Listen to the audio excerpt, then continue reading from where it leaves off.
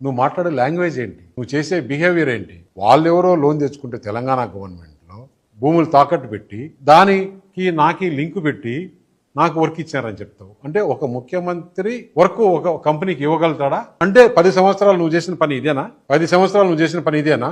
నువ్వు లిస్టు తీద్దామా? తెలంగాణలో ఉండే వాళ్ళు ఎంతమంది తెలంగాణలో వర్క్ చేశారు, మిగతా వాళ్ళు ఎంతమంది, ఆంధ్ర వాళ్ళు ఎంతమంది వర్క్ చేశారని కూర్చొని డిబేట్ పెట్టుకుందామా? నేను కేటీఆర్ ఇద్దరమే ఎక్కడికి రమ్మంటే అక్కడికి, ప్రెస్ క్లబ్కైనా సరే, తెలంగాణ భవన్కైనా సరే, లేదు ఎక్కడైనా సరే హైదరాబాద్లో మన ఇద్దరం కూర్చొని డిబేట్ చేద్దాం. మీడియా ఏం మాట్లాడుతున్నావు? నీకు ఎందుకు అంత అక్కసు? అవును, రేపు కలిస్తే ఎప్పుడు రాజకీయాల్లో ఎప్పుడు ఏమవుతుందో, టీడీపీ బీజేపీ హైదరాబాద్లో తెలంగాణలో కలిపి పోటీ చేయొచ్చేమో, దానికి నీకెందుకు బాధ? ఏం మాట్లాడుతున్నావు? తెలంగాణలో నా పేరు గురించి మాట్లాడినా కాబట్టి నేను ఈరోజు నీ గురించి చెప్పాల్సి వచ్చింది. లేకుంటే మా ఇద్దరి మధ్యలో అది ప్రైవేట్ డిస్కషన్. ఇంకా కొంతమంది ఉన్నారు, అది బయటకు చెప్పకూడదు. నాకు ఆ రెస్పాన్సిబిలిటీ ఉంది.